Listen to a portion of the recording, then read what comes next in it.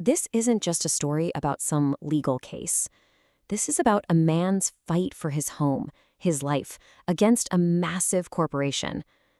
But the real battlefield? It isn't a courtroom. It's a ticking clock and a page limit. 50 pages. That's it. That is the absolute hard limit Jeremy Bass has to make his case and save his home from foreclosure. And he's doing it all himself. Every single word has to be perfect, because in this war, there is zero room for error. And for the man at the center of all this, Jeremy Bass, this is so much more than a house. To him, it's about his entire identity as what he calls a cycle breaker, someone who fought tooth and nail to build a stable life from nothing. So when he says the stakes are life or death, he means it. So picture this. With just 6 days left on the clock, Bass is holed up in a tiny rented room, literally surrounded by boxes of legal files. His routine is insane. He's up at 5 in the morning and he works straight through until 3 a.m. the next day. It's a totally solitary war against time. And that 50-page limit, it forces him into a brutal, almost impossible choice. See, he's got two potentially killer arguments, but there is no way he has enough space to really flesh out both of them. He has to pick one, and that one decision could be everything. Okay, so let's break down this dilemma, because it's a doozy. On one side, he's got what he calls his smoking gun. This is meticulously documented proof of auction fraud. It's explosive stuff, but it's also incredibly complex. And the big risk? A court might just wave it away as some crazy pro se conspiracy theory. Then you've got the other option, the constitutional case. This one is built around a single clean moment where a judge just flat out ignored his objection. It's powerful, it's elegant, but maybe it's too theoretical. Will a court actually bite? And, Bass just nails the difference here himself. He says corporate law firms get to throw everything at the wall. They can make a dozen arguments and hope one lands. But for him, he gets one swing, 50 pages to either hit a grand slam or he's out. So let's zoom in on that second argument, the one that starts to feel more and more important, that one ignored objection. It all went down during a hearing on October 22nd, and it might just hold the key to his entire future. And here it is. This is the exact moment from the court transcript. The other side's lawyer is saying something false about Bass's payment history.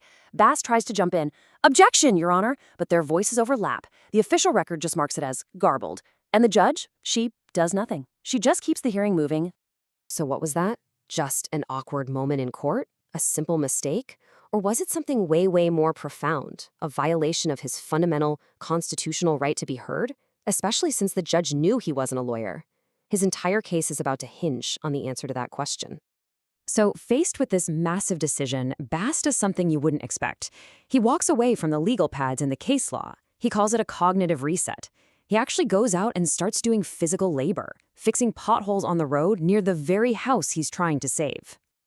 And this timeline of his day is just fascinating. The legal grind starts before dawn, right? But it's during that break, that physical, mind-numbing work, that his brain starts to fire in new ways. The road work seems to clear out the noise, and by that afternoon, something new, a real strategic breakthrough, starts to take shape. With this newfound clarity, he zeroes in on a really key legal standard from a big Idaho case called Lunenburg. To win his appeal, he has to prove the judge committed what's called an abuse of discretion. And that doesn't mean the judge was evil or something. It's about whether their decision-making process was fundamentally flawed and unreasonable.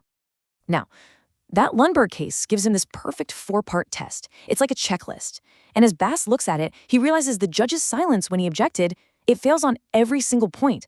By not responding, the court didn't even perceive it had a choice to make. It didn't act within procedural boundaries. It didn't follow legal standards. And, crucially, it didn't exercise any reason at all because it gave no reason. But he needs more. He has to elevate this from just a procedural error to a full-blown constitutional crisis. And for that, he finds the perfect tool, a famous Supreme Court case, Matthews v. Eldridge. This gives him a 3-part test to figure out if someone's right to due process, basically the right to a fair shake, has been violated. And look how perfectly his situation fits this framework. Factor 1, what's the private interest at stake? Just his home and over $300,000 in equity. Extremely high. Factor 2, what's the risk of error if the procedure is flawed? Massive. A false statement just sat there on the record. And Factor 3, what was the burden on the government to fix it? Almost nothing. The judge just had to ask, what was that? What's your objection? The scale here seems to tip overwhelmingly in his favor. And this is where it all comes together, the big light bulb moment. Bass realizes the complex fraud argument and the simple constitutional argument, they aren't two separate paths. They're part of the exact same road. He sees that the ignored objection wasn't just some small mistake.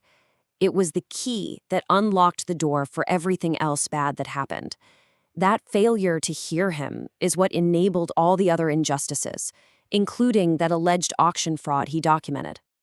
So his new unified theory is like a set of dominoes. It all starts with that one single violation, the ignored objection. That let a false statement go into the record. That false statement was then used to justify the ruling against him, and that ruling is what gave them the green light for the fraudulent foreclosure. It's all one single chain of events. And he adds one final legal tool to tie it all together with a bow, the cumulative error doctrine. This idea is brilliant. It basically says that, hey, even if one little error isn't enough to reverse a case, a whole pattern of them can add up to a trial that is just fundamentally unfair. And that, he argues, is exactly what happened to him. So now, with this powerful, integrated argument ready to go, the final countdown is on. All these separate pieces, the fraud, the objection, the legal tests, have been forged into a single constitutional weapon, perfectly engineered to fit inside that 50-page limit. The clock is absolutely screaming now. Just 5 days left, and in that time, Bass has to polish, cite-check, and format this brief, the brief that represents 18 months of sheer legal hell and is his last best chance to save his home. You can just imagine the pressure. And I mean, his own words really say it all. This isn't just some academic paper for him. His brief is going to force a court of appeals to answer a really basic question. Is due process just a fancy phrase in a law book, or is it an actual shield that protects real people out in the real world? And ultimately, that leaves all of us with a much bigger question to chew on. Jeremy Bass's fight is intensely personal, yeah, but it shines a bright light on a struggle that countless people face when they can't afford a lawyer. His battle really asks a tough, provocative question about our entire system. Is it truly designed for justice for all, or is it just for those who can afford to hire a professional to speak its language?